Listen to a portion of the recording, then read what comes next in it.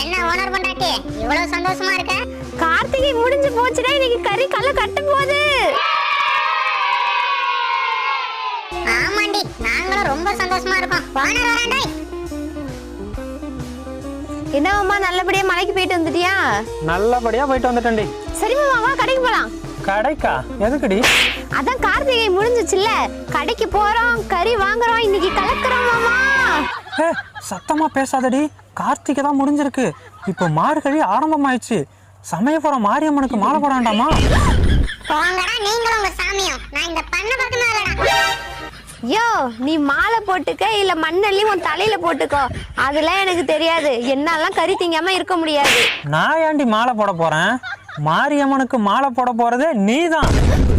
யோ, என்னாலாம் முடியாது, நீ வேணா மாலையை போட்டுக்கோ. மாரியம்மா, இவளை மன்னிச்சிரு.